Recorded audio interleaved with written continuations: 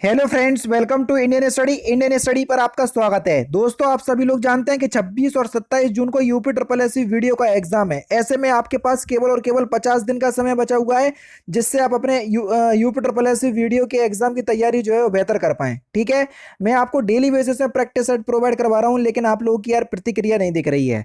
मैं आप लोगों को केवल और केवल इतना बोल रहा हूँ कि वीडियो को लाइक कर दो और ज़्यादा से ज़्यादा शेयर कर दोगे तो बहुत ही अच्छा रहेगा। ठीक है, तो आज फिर से मैं हिंदी के पूरे 50 क्वेश्चंस लेकर के आया हूँ, जो कि आपकी आगामी परीक्षा के लिए बेहद इंपॉर्टेंट है।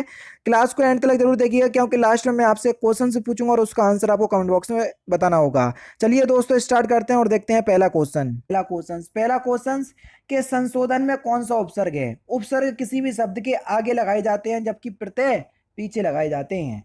उपसर्ग शब्दांश होते हैं, तो संशोधन में कौन सा उपसर्ग हो जाएगा सर? सम उपसर्ग हो जाएगा, यानी कि इस क्वेश्चन का दूसरा ऑप्शन प्यारे दोस्तों आपका बिल्कुल करेक्ट होगा। नेक्स्ट क्वेश्चन, तोता डाली पर बैठा है, वाक्य में कौन सा कारक है? बढ़िया क्वेश्चन है, जल्दी से बताएं। तोता डाली पर बैठा है, इस वाक्य में कौन सा कारक है? जल्दी बताएं, सिंपल और इंपोर्टेंट क्वेश्चंस।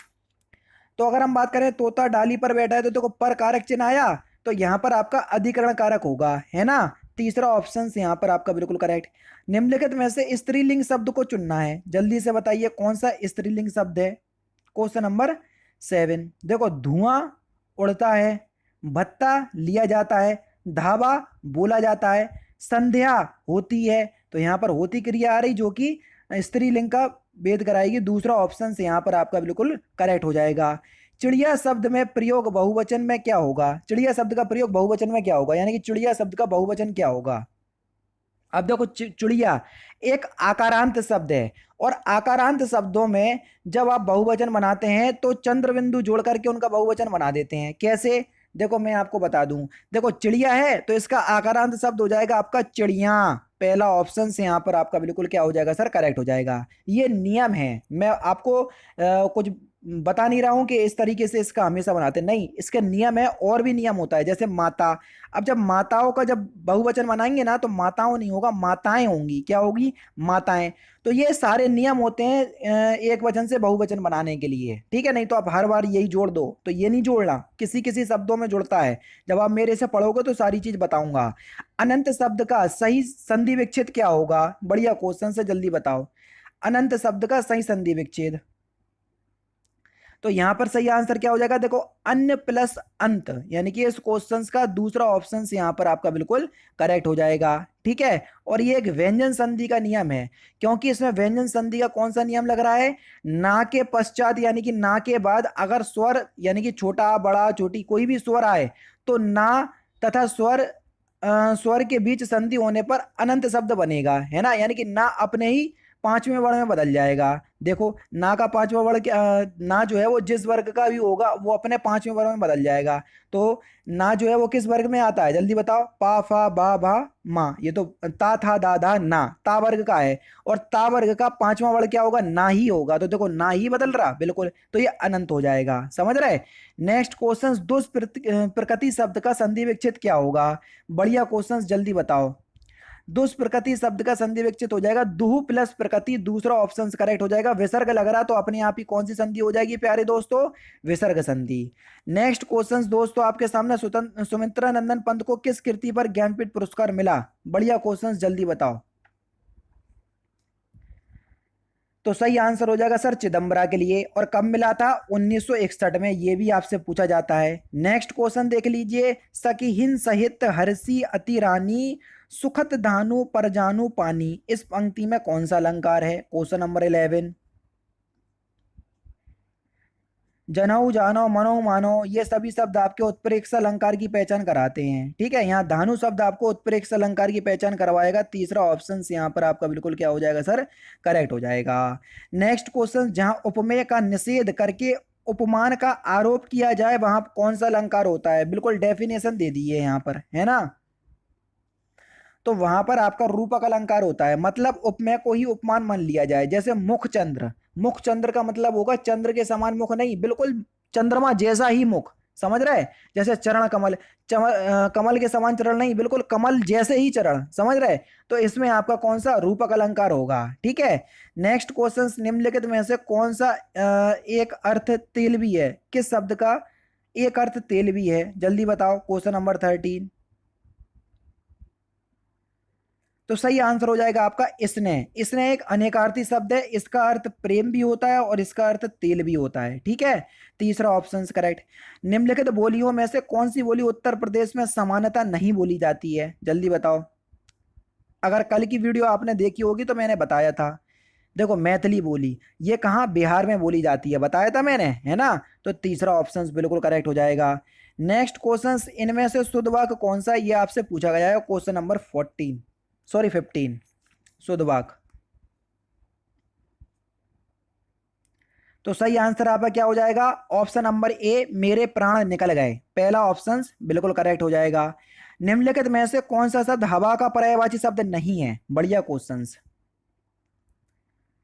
देखो अनिल, मारुत, पवन ये सभी के सभी हवा के पर्यायवाची शब्द है। अनल ये आग का पर्यायवाची शब्द है, और छोटी की मात्रा लग जाती देखो अनिल तो ये हवा का हो जाता। बहुत माइनर सा डिफरेंस है, ध्यान रखना। निम्नलिखित में से कौन सा शब्द कमल का पर्यायवाची शब्द नहीं है, बढ़िया क्वेश्चन, जल्दी बताओ। अमीय, अमीय शब्द जो है ये अमृत का पर्यायवाची शब्द है, किसका, अमृत का। तो यहाँ पर चौथा ऑप्शन करेक्ट हो जाएगा। अनभिज्ञ शब्द का विलोम शब्द क्या होगा, बढ़िया क्वेश्चन अगेन, जल्दी से बताओ। ये वोकैब के सेक्शन है, वोकैब वाला सेक्शन है, पूरा याद करने वाला। तो याद होगा तो बता दोगे, नहीं तो आगे बढ़ोगे, समझ रहे। तो अनभिज्ञ का विलोम शब्द हो जाएगा आपका कौन सा, अभिज्ञ, ठीक है। और अग का विलोम शब्द हो जाता है भिग, ठीक है। तो ये भी आप याद रखना दोनों, ठीक है। भिग नहीं होता है, विग होता है, क्या, विग। बा आता है, भा नहीं आता, ठीक है। अग का होता है विग, ठीक है। नेक्स्ट क्वेश्चन, समष्टि का विलोम शब्द क्या होगा, अगेन जल्दी बताओ। तो समष्टि का विलोम शब्द हो जाएगा आपका व्यष्टि। दूसरा ऑप्शन बिल्कुल करेक्ट हो जाएगा। जो पहले कभी ना हुआ हो, वाक्यांशों के लिए एक शब्द क्या होगा, बढ़िया क्वेश्चन, जल्दी बताओ। जो पहले कभी ना हुआ हो उसको बोलेंगे हम अभूतपूर्व, क्या बोलेंगे दोस्तों, अभूतपूर्व। दूसरा ऑप्शन करेक्ट। जिसमें जानने की इच्छा हो, वाक्यांशों के लिए एक शब्द क्या होगा, जल्दी बताओ। तो उसको बोलेंगे हम जिज्ञासु। चौथा ऑप्शन अगेन बिल्कुल करेक्ट हो जाएगा, ठीक है। नेक्स्ट क्वेश्चन देखो यहाँ पर, क्वेश्चन नंबर 22। धोखे भरे आधुनिक समाज में फिल इन द ब्लैंक्स की प्रवृत्ति दिन प्रतिदिन बढ़ती जा रही है। फिल इन द ब्लैंक्स के स्थान पर सूटेबल वर्ड आपको बताना है, जल्दी बताओ। धोखे भरे आधुनिक समाज में प्रवचन की प्रवृत्ति दिन प्रतिदिन बढ़ती जा रही है। दूसरा ऑप्शन यहाँ पर आपका बिल्कुल करेक्ट होगा। विकास के लिए आर्थिक फिल इन द ब्लैंक्स आवश्यक होती है। विकास के लिए आर्थिक आत्मनिर्भरता आवश्यक होती है। तो यहाँ पर दूसरा ऑप्शन करेक्ट हो जाएगा। ये देखो क्वेश्चंस रिपीट है कि किस छंद में प्रथम व अंतिम शब्द समान होते हैं, बताया था मैंने आपको, कल ही बताया, हालांकि पीटी वाली वीडियो में बताया, है ना। कौन सा छंद है, कुंडलिया छंद। और ये छंद किस किस से मिलकर के बनता है, सर ये दोहा और रूला के मिलने से बनता है। इसका प्रथम चरण दोहे में और द्वितीय चरण दोहे में होता है, यानी कि पहले दूसरे चरण आपके दोहे में होते हैं, शेष चार चार चरण आपके रोले में होते हैं, ठीक है। चलिए, बुढ़ापा एक प्रकार का अभिशाप है, तो आपको बताना है कि बुढ़ापे में कौन सी संज्ञा है, बढ़िया क्वेश्चन से जल्दी से बताओ। देखो बुढ़ापा एक भाववाचक संज्ञा शब्द है। दूसरा ऑप्शन करेक्ट है ना, ये तो आसानी से पहचान सकते हो। नेक्स्ट क्वेश्चन, कहाड़ी से गिरा चूल्हे में आ पड़ा, इसका भाव यानी कि इसका अर्थ क्या होगा, क्वेश्चन नंबर 26। तो सही आंसर हो जाएगा एक विपत्ति से छूटकर दूसरी विपत्ति में आ पड़ना। पहला ऑप्शन यहां पर आपका बिल्कुल करेक्ट होगा। प्रतिदिनम शब्द का समास विग्रह क्या होगा, बढ़िया क्वेश्चन, जल्दी बताओ। प्रतिदिनम शब्द का समास विग्रह, तो इसका समास विग्रह एक बार और हो चुका है ये क्वेश्चन, दिन दिन प्रति, यानी कि इस क्वेश्चन का दूसरा ऑप्शन बिल्कुल करेक्ट होगा। और यहां पर कौन सा समास होगा, प्रति शब्द आगे दिख गया तो यहां पर अपने आप ही कौन सा समास हो जाएगा, अव्ययीभाव समास। जुगवसा किस रस का स्थायी भाव है, बढ़िया क्वेश्चन, जल्दी बताओ। जुगवसा किस रस का स्थायी भाव है, क्वेश्चन नंबर 28। तो ये भीवत रस का स्थायी भाव है, तीसरा ऑप्शन करेक्ट। रौद्र रस का स्थायी भाव आपका क्रोध होता है ना। और भी आप सभी लोग जानते हैं, सभी मैंने आपको बताए हुए हैं, ठीक है। नेक्स्ट क्वेश्चन, हे खग मृग हे मधुकर श्रेणी तुम देखी सीता मृगनयनी, आपको बताना है कि इसमें कौन सा रस है, ये कई बार करवा चुका हूं। तो यहाँ पर आपका वियोग श्रृंगार रस है सर। कैसे? देखो इसकी हिंदी आपको पता होना चाहिए। इसमें भगवान राम जो है वो सीता के वियोग में दुखी होकर जंगल के पशु पक्षियों से सीता के विषय में पूछते हैं। और भगवान राम से हमको याद आ गया कि आज दशहरा भी है ना। बुराई पर अच्छाई की जीत भी है, तो अच्छे से सेलिब्रेट कीजिएगा। लेकिन प्रैक्टिस सेट मेरे 10 मिनट के आसपास होते हैं, तो उन सभी को जरूर से देखिएगा। क्योंकि देखो आप इस चीज को सोचना, चाहे दशहरा हो, चाहे ईद हो, चाहे दीपावली हो, चाहे आपकी कोई भी त्यौहार हो, ये हर साल आते हैं। एग्जाम ध्यान रखना, एक बार पास कर लोगे, जॉब पे चढ़ जाओगे, फिर फ्री हो जाओगे। मतलब कहने का मतलब है फेस्टिवल अपनी जगह है, पढ़ाई अपनी जगह है। फेस्टिवल को भी सेलिब्रेट करो, मैं ये नहीं कह रहा हूँ कि सेलिब्रेट मत करो, बहुत अच्छे से सेलिब्रेट करो, लेकिन अपना काम करने के बाद। और अपना काम करने के बाद जब आप सेलिब्रेट करोगे ना, तो खुशी दुगनी होगी तुम्हारी। और अगर आप अपना काम नहीं करोगे, कोई पढ़ाई नहीं करोगे, कोई लिखाई नहीं करोगे, और उसके बाद सेलिब्रेट करोगे, तो रात में आपके अंदर एक भावना जरूर आएगी कि यार फेस्टिवल तो मैंने बहुत अच्छे से सेलिब्रेट किया, लेकिन मैं अपना आज पढ़ नहीं पाया। तो ऐसी फीलिंग ना आए, तो इसलिए मैं आपसे कह रहा हूं कि दोनों ही काम को आप मैनेज करो। आप अपने टाइम टेबल को आपसे अच्छा कोई नहीं जानता, खुद मैनेज करो और खुद ही अच्छे से सेलिब्रेट भी करो और पढ़ाई भी करो। चलिए भैया, पथभ्रष्ट में कौन सा समास है, चिन्हित कीजिए। पथभ्रष्ट यानी कि पथ से भ्रष्ट होना, से कारक चिन्ह का यूज अलग होने के लिए होगा, है ना। तो वहां पर आपका कौन सा फिलहाल तत्पुरुष समास होगा, क्योंकि जब कारक चिन्ह आ जाते हैं तो समास तत्पुरुष होता है। ठीक है। कामायनी महाकाव्य के रचयिता कौन है? बढ़िया क्वेश्चन से जल्दी से बताओ। तो कामायनी महाकाव्य के रचयिता कौन है? सही आंसर हो जाएगा आपका जयशंकर प्रसाद, तीसरा ऑप्शन करेक्ट। नेक्स्ट क्वेश्चन, इसमें आपको अलंकार पहचानना है। दिवस दिवसा दिवसावसान का समय, मेघ में आसमान से उतर रही है वह संध्या, सुंदरी परिसी धीरे धीरे धीरे। तो आपको बताना है कि यहाँ पर आपका कौन सा अलंकार होगा। तो यहाँ पर जो आपका अलंकार होगा वो होगा आपका मानवीकरण अलंकार। चौथा ऑप्शन यहाँ पर आपका बिल्कुल करेक्ट हो जाएगा। मतलब निर्जीव वस्तुओं का वर्णन सजीव की तरह किया जाए या निर्जीव वस्तु का मानवीकरण कर दिया जाए, तो वहां मानवीकरण अलंकार होता है। ठीक है।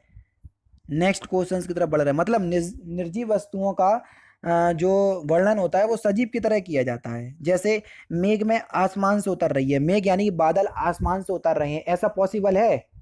ऐसा पॉसिबल नहीं है ना। तो सजीव वस्तुएं यानी कि मेघ आसमान से कौन उतरता है? पक्षी उतरते हैं, वो सजीव है, तुलना उनकी कर रहे हैं। तो यहाँ पर मानवीकरण अलंकार होगा। ठीक है। ले चला साथ में तुझे कनक ज्यों बिचुक लेकर स्वर्ण झनक में, बताइए कौन सा अलंकार है? आराम से बता सकते हो, ज्यों शब्द से पहचान जाओ कि यहाँ उत्प्रेक्ष अलंकार है, दूसरा ऑप्शन बिल्कुल करेक्ट। नेक्स्ट क्वेश्चन, वह कार मेरी है, ये बात बिल्कुल 100% श्योर है कि यह कार मेरी है, और एक संबंध दर्शा रहा। और जब संबंध दर्शाए तो यहाँ पर कौन सा कारक हो जाएगा, जल्दी बताओ। तो यहाँ पर जो आपका कारक होगा वह होगा आपका संबंध कारक, यानी कि दूसरा ऑप्शन यहाँ पर आपका बिल्कुल करेक्ट हो जाएगा। ठीक है। संबंध दर्शा रहा है इसलिए। निम्नलिखित में से शुद्ध वाक्यों को छांटिए, कौन सा वाक्य शुद्ध है क्वेश्चन नंबर 35 में। राम ने रोटी खाई है, अब कौन से ऑप्शंस में लिखा? तीसरे ऑप्शंस में लिखा, तीसरा ऑप्शन करेक्ट। निम्नलिखित में से पुल्लिंग शब्द कौन सा नहीं है, यानी कि फिर स्त्रीलिंग शब्द होगा अगर पुल्लिंग नहीं है तो। बढ़िया क्वेश्चन से जल्दी से बताओ।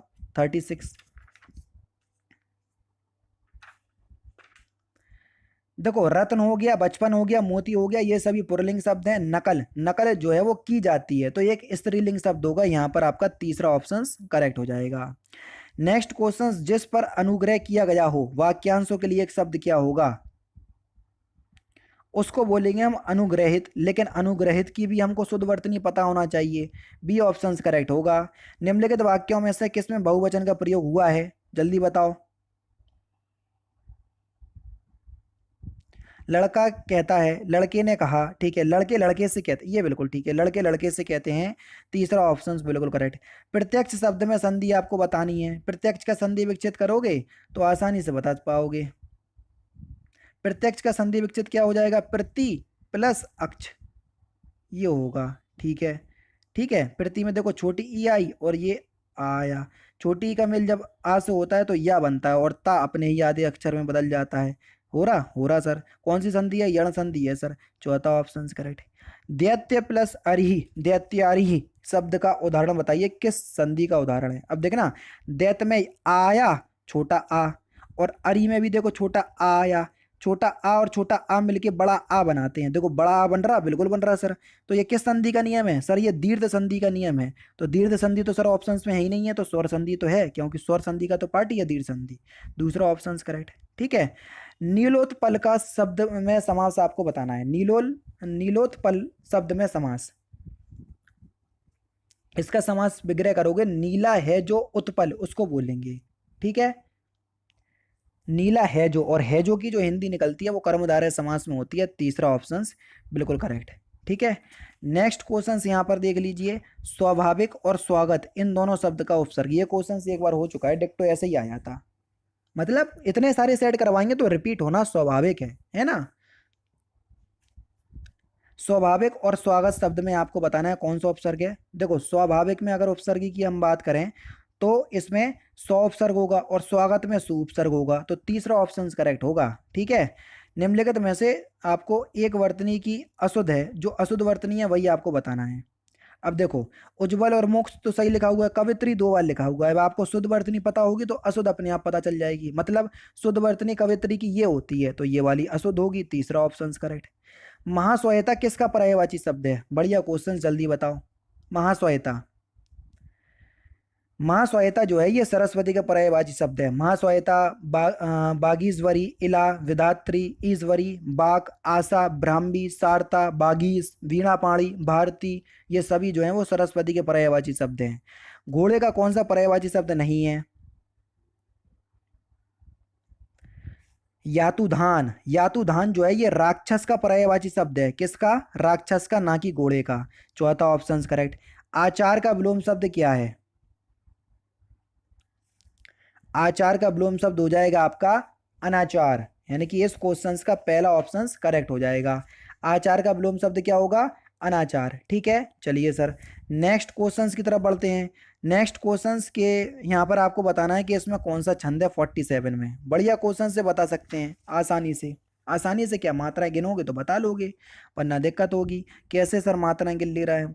देखो यहाँ पर देखो, जी एक मात्रा एक मात्रा, सुमिरत में एक मात्रा एक मात्रा एक मात्रा एक मात्रा, सिद्धि में एक मात्रा एक मात्रा। ये देखो हो यानी कि ओ की मात्रा है तो दो मात्राएं, छोटी ई है तो एक मात्रा। देखो 1 2 3 4 5 6 7 8, 8 2 10 और 11। पहले चरण में 11, दूसरे चरण में आपको 13 मात्राएं देखने को मिलेंगी। कौन सा छंद है सर? सोरठा छंद है। दूसरा ऑप्शन यहाँ पर आपका बिल्कुल करेक्ट हो जाएगा। निम्नलिखित में से कौन सा मात्रिक छंद है? जल्दी बताओ। दोहा, चौपाई, रोला, ये सभी मात्रिक छंद होते हैं, है ना। सभी के सभी मात्रिक छंद हैं। चौथा ऑप्शन यहाँ पर आपका बिल्कुल करेक्ट हो जाएगा। नेक्स्ट क्वेश्चन, नीचे भाषा की 4 विशेषता दी गई हैं, इनमें से जो गलत है उसका आपको चयन करना है। ठीक है।